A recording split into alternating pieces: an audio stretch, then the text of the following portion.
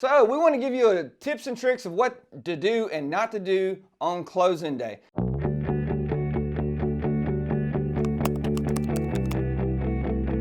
We know that it's really exciting for all you guys to be moving, buying a new house, but here's some things that sometimes you might miss.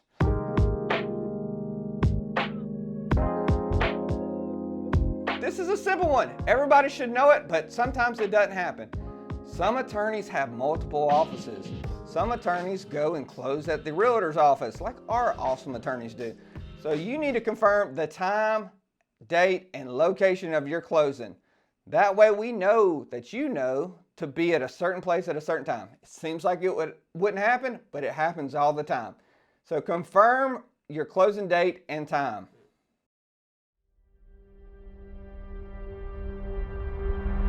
Take the whole day off of work. For goodness sake, you are buying a house. It is not a car. It takes longer than a car. So just because you signed your paper right there doesn't mean anything else isn't going to happen. Go ahead and plan for the worst and expect it to happen. And maybe you get a good scenario come out of it. But a lot of times we see papers that need to be re-signed. Somebody missed a signature spot. So whatever it is, it could take a little bit while longer. Go ahead and take the whole day off of work instead of just a little bit of time. That way, if you need something to get done, you can go ahead and get it done that day.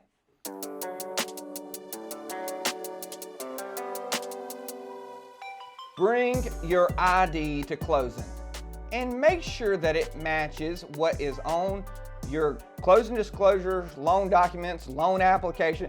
They all need to be the same. Because if you've been previously married, remarried, divorced and changing your name back, it doesn't matter. If that ID doesn't match up to your closing documents, you are not going to close that day. You don't want to spend half your day at the DMV and the other half at the closing table. It is terrible. I've seen it happen.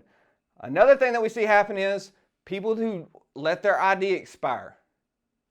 You can't have an expired ID and have a notarization. Now, this can be a passport, this can be a license, it doesn't matter. But make sure that you bring an ID that matches all the paperwork. If it doesn't match, you cannot close. So check that precisely.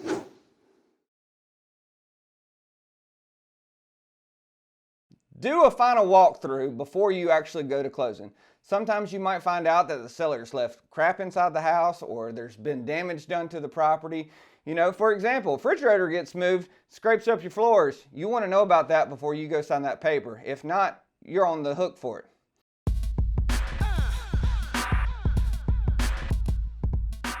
I know that we all really trust the sellers to do what is right, and we want to be treated the exact same way they do.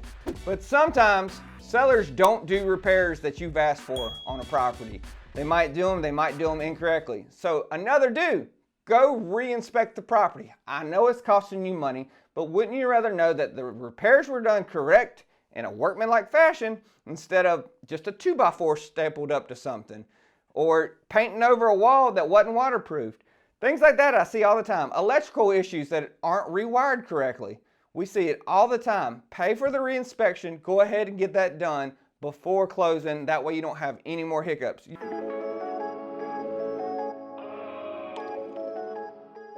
All right, this seems like common sense, but transfer your power and water, gas, sewer, cable bill, whatnot. You don't want your kids sitting at your house waiting for the cable man to be coming out there 3 days later. Same thing with water.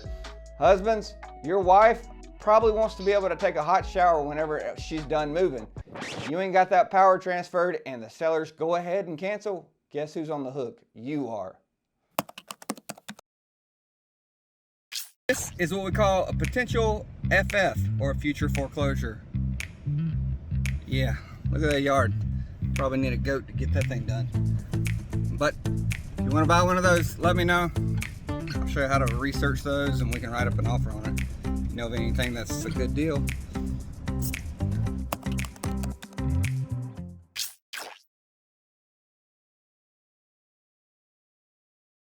So now that we've transferred the power and water and everything else and we've done our final walkthrough, you probably will want to make sure that you've got the right funds to be able to take the closing. Sometimes you might have a change, whether it's from your banker or from your insurance company. Your numbers might change. Confirm those numbers, and while you're confirming those numbers, confirm how your attorney wants to have the funds sent to them. Some people prefer a wire, some people prefer a certified check. But I can guarantee you, ain't nobody taking your cash and ain't nobody taking your personal check. Would you take a personal check for $5,000, $10,000, $50,000 from somebody you didn't know and record it? No. So neither will your attorney. Don't take a personal check. Make sure it's certified from the bank.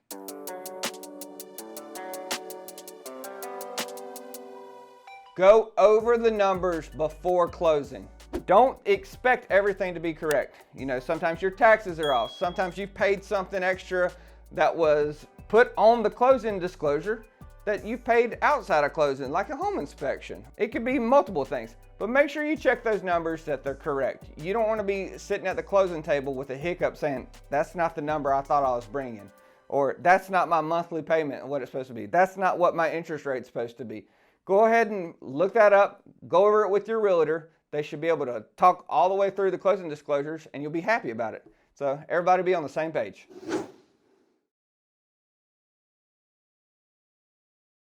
So here's a tip. Some of you cheap won't take me up on it, but I'm just going to be real. Rekey your house. What's the seller usually bring? They bring 1 or 2 keys. Here you go, and here's the garage door openers. That's it. But you don't know about crazy Uncle Eddie who's still got a key, Grandma Sue, and everybody else, the neighbor down the street that you don't like and you don't know.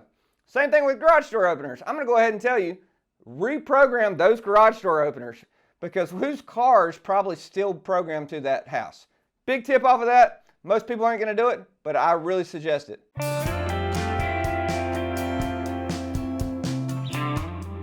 Go leave your agent a positive review online. That is what we live and thrive off of. When you get online and you search for a new real estate agent, what do? You go on Google, you look on Facebook, you look on Zillow, whatever it is, whatever your agent prefers, go ask your agent, hey, where can I leave a review?